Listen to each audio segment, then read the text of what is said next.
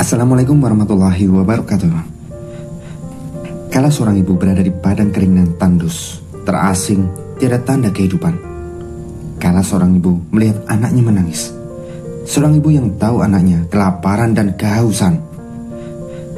Kala seorang ibu kehabisan bekal dan tinggal pesan ketaatan dan keyakinan akan perlindungan Allah Subhanahu wa Ta'ala. Begitu payah tenaga yang dikeluarkan seorang ibu, Allah memberikan jalan ikhtiar ketulusan seorang ibu melalui jejakan kaki bayinya. Bayi yang kehausan hanya dengan menjejakkan kakinya, keluar mata air yang dinantikan oleh seorang ibu yang berharap air.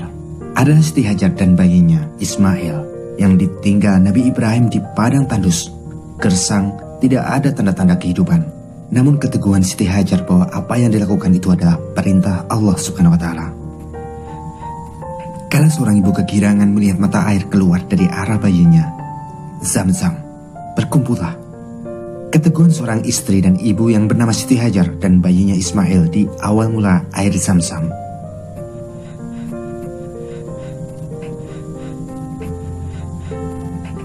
Nabi Ismail alaihissalam adalah anak Nabi Ibrahim alaihissalam dengan Siti Hajar. Pernikahan Nabi Ibrahim pertama dengan Siti Sarah, di mana tidak kunjung mempunyai keturunan. Allah Subhanahu wa Ta'ala kemudian mengaruniakan seorang anak dari istri kedua, yaitu Siti Hajar. Siti Hajar adalah budak Nabi Ibrahim alaihissalam dan Siti Sarah. Setelah Nabi Ibrahim alaihissalam menikahinya dan mempunyai anak pertama yang bernama Ismail, Sarah pun merasa cemburu. Rasa cemburunya kian hari kian memuncak. Akhirnya ia meminta Nabi Ibrahim alaihissalam untuk membawa Siti Hajar pergi darinya. Nabi Ibrahim AS kemudian membawa Siti Hajar dan Ismail yang masih bayi ke suatu tempat yang saat ini bernama Makkah, di samping Baitullah. Di sebuah tempat di padang pasir yang sangat tandus, kering dan tak berpenduduk. Tak ada seorang pun di tempat tersebut. Setelah Siti Hajar dan Ismail bayi ditempatkan di tempat tersebut, atas perintah Allah SWT, Nabi Ibrahim AS meninggalkan mereka berdua dan kembali ke negeri Syam menemui Siti Sarah. Siti Hajar menahannya dan berkata, "Wahai Ibrahim, kemana engkau hendak pergi? Apakah engkau akan meninggalkan kami di sini tanpa bekal dan mencukupi kebutuhan kami?" Nabi Ibrahim AS tidak menjawab dan hendak beranjak. Siti Hajar kembali bertanya, "Apakah Allah yang memerintahkanmu melakukan hal ini?" Nabi Ibrahim AS menjawab, "Iya."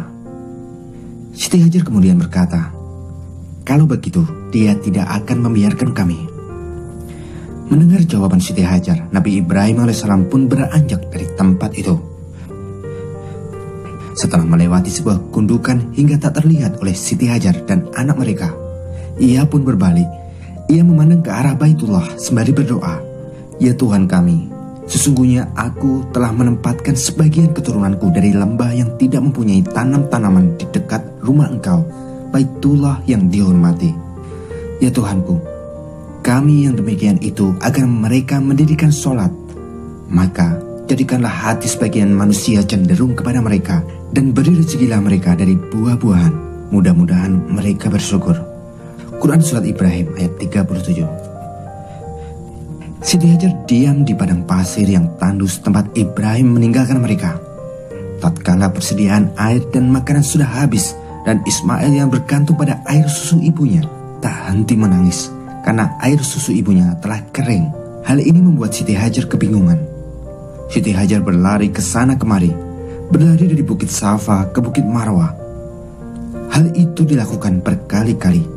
Ia berharap dapat menemukan sumber air atau bertemu seseorang yang dapat memberikan air untuk mereka. Namun usahanya sia-sia karena tidak juga mendapati seorang pun, apalagi menemukan setetes air di padang tandus itu. Tatkala tenaga dan harapan Siti Hajar hampir putus asa, dikisahkan ia mendengar sebuah suara gaib di suatu tempat yang ia tidak ketahui untuk memintanya diam. Siti Hajar mendengarkan suara itu dengan seksama. "Aku mendengarnya, apakah kamu dapat memberikan pertolongan?" tanya Siti Hajar pada suara gaib tersebut. Ternyata suara tersebut berasal dari malaikat Jibril yang dikirim oleh Allah SWT untuk membantu Siti Hajar dan Nabi Ismail alaihissalam. Malaikat Jibril mengatakan pada Siti Hajar untuk menaruh Ismail ke tanah. Seperti umumnya bayi berada di atas tanah, Ismail menggerukkan kakinya ke tanah. Tak diduga, mata air yang segar keluar dari tanah yang digaruk oleh Ismail. Siti Hajar kemudian meminum air tersebut sepuasnya, hingga ia dapat menyusui Ismail kembali. Setelah Siti Hajar memenuhi kebutuhannya terhadap air tersebut, mata air itu tidak pernah berhenti mengalir. Mata air jejakan kaki Ismail bayi makin lama makin melimpah. Malaikat Jibril kemudian berkata, "Zam-zam," yang artinya berkumpullah. Dengan izin Allah SWT, mata air itu mengumpul terus mengalir hingga sekarang. Berikut rangkuman tentang air Zam-zam. 1. Kehadiran air Zam-zam tidak terlepas dari keajaiban yang terlihat nyata oleh manusia melalui Nabi Ismail dan ibunya Siti Hajar.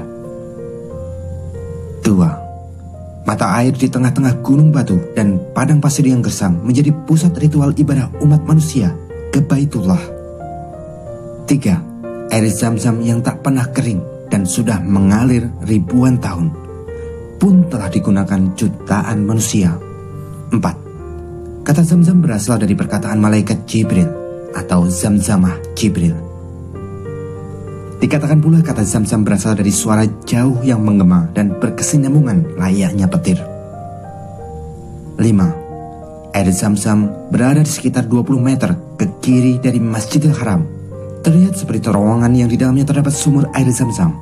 Sumur ini sudah ditutup dengan pagar kaca tebal dan dibuat instalasi pipa untuk dialirkan keluar dan bisa dinikmati oleh masyarakat sekitar pun jamaah haji dan umroh dari segala penjuru yang datang.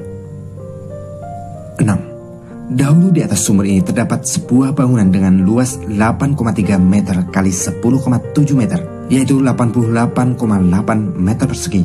Antara tahun 1381 sampai 1388 Hijriah. Bangunan ini ditiadakan untuk memperluas tempat tawaf. 7. Air Zam-zam memiliki 3 sumber mata air, yaitu di bawah Hajar Aswad, di bawah Gunung Abu Kubais dan Safa, dan di bawah Bukit Marwah. 8. Air Zam-zam mempunyai beberapa nama lain. Berikut adalah nama-nama lain dari air Zam-zam.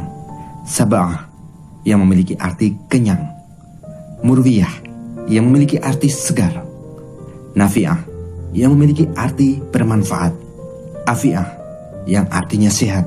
Maimunah, yang memiliki arti berkah. Barah, memiliki arti kebaikan. Magmunah, yang memiliki arti bagus. Kafiyah, yang memiliki arti mencukupi. Mudzibah, yang artinya mencegah rasa dahaga. Sifat Sakamin, yang memiliki arti menyembuhkan penyakit. Hamzatu Jibril, artinya injakan atau tekanan turun malaikat Jibril. Dan Maghfurah, artinya ampunan. 9. Kandungan kimiawi air Zam-zam. Air Zam-zam memiliki kandungan unsur-unsur kimiawi air yang tidak dimiliki oleh air selainnya. Air Zam-zam ialah air mineral yang sehat dan menyehatkan.